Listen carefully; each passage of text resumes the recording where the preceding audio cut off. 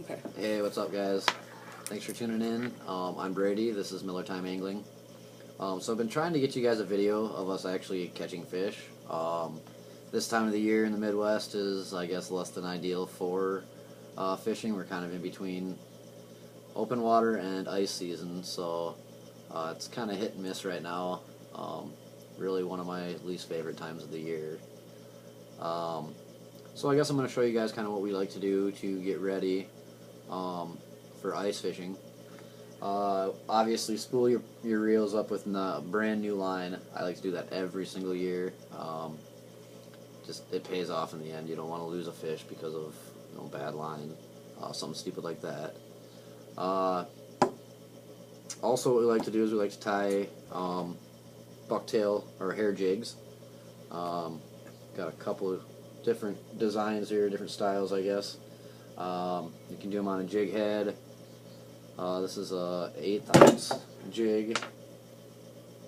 You can also do them on just plain shank hooks. The long shanks are obviously better off. They give you a little bit more room to work with, but this one here is just a small, it might be, I guess I'm not even going to guess on what size hook that is, but I just threw a little glass bead on there, tied below it.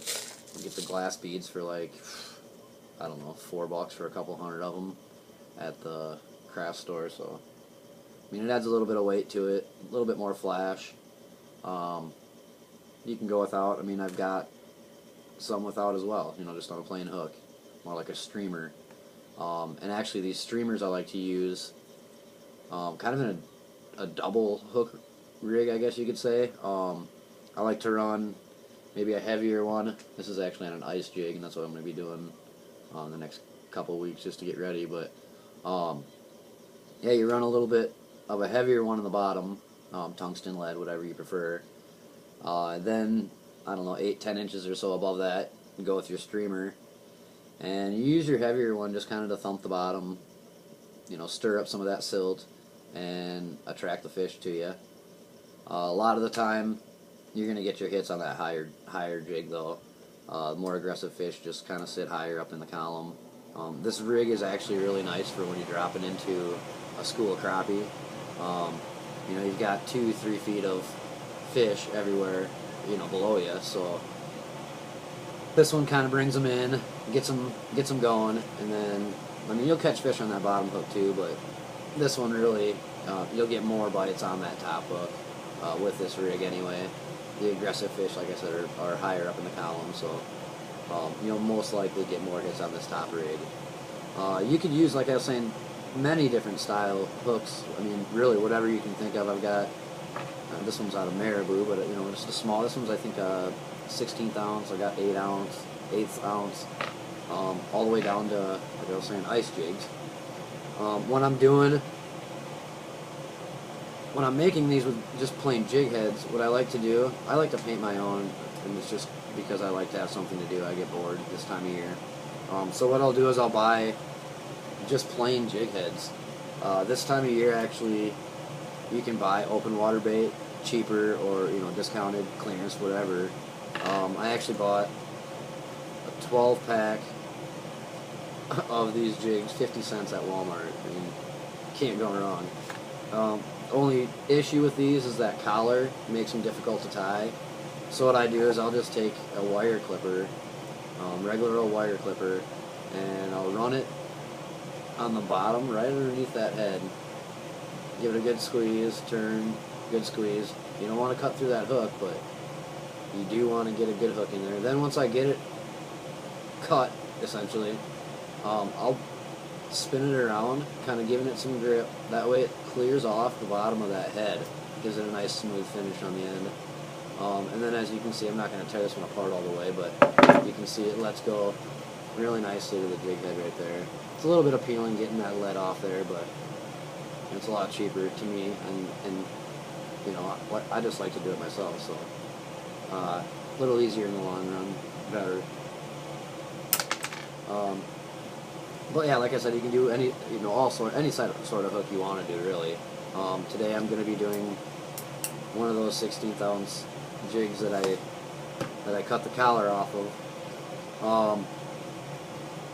I'm just going to use a white buckskin. Obviously that's the natural color, most common. If you want to get a little bit flashy and add some, fancy and add some flash, you can color your own buckskins. I did mine with some Kool-Aid packets. There's videos on the internet on how to do that. It's really simple. I'm not going to get into that with you. You guys go ahead and look for those. Maybe one day I'll show you guys, but not really a big deal right now. Let's see what else here. I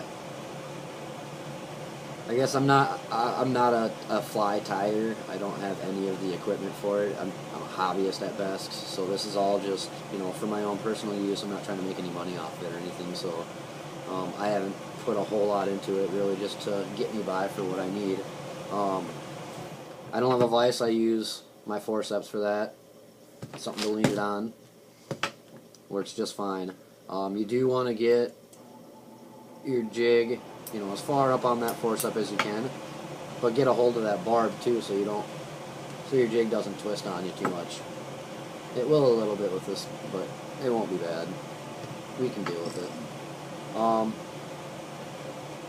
Materials I'll be using, I guess, is obviously the jig head, my little vise setup here, and then I just go with a normal thread. Sewing thread you can get at your craft store. This is $4 for 600 yards. I'll never use all this. Some guys use dental floss. I guess that works just fine too, but this is what I chose to go with today. I like the orange too. It gives it a little bit more character, a little bit more flash. If I had a bobbin, that would come in handy quite a bit. Bobbin really just kind of holds your thread for you with some tension on it, so your line that you've already got tied on there isn't getting loose and unwrapping on you as you're going. But luckily this spool that I have has a line, kind of a line holder is what it is, I guess, for to hold your tag in so it doesn't unravel on you while it's sitting in storage. But what I like to do actually is I'll wrap my line into that line holder to give me that bobbin effect, that extra tension. See, I can hold that thing without it pulling out of that line holder. So that's what I use for my bobbin, honestly. So I guess, yeah, let's jump into it, and I'll kind of show you guys what I like to do with it.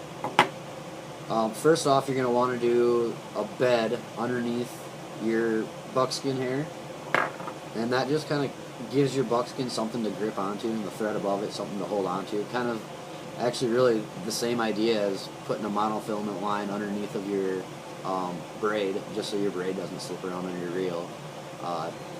I'm sure everybody out there kind of has an idea what that's like. It's not fun, so yeah, this just kind of holds it all in place and ties it all together, but it's essential. You definitely want to put this on the bottom.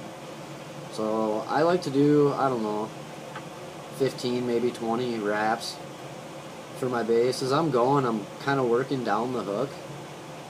That way I've got a nice, long base to work with, something, plenty there for my hair to grab onto, my thread to grab onto.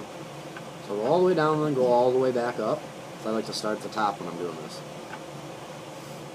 So there we go, there's that. My trusty bobbin. Keeping it tight. And like I said, I'm going to do a white one for this one.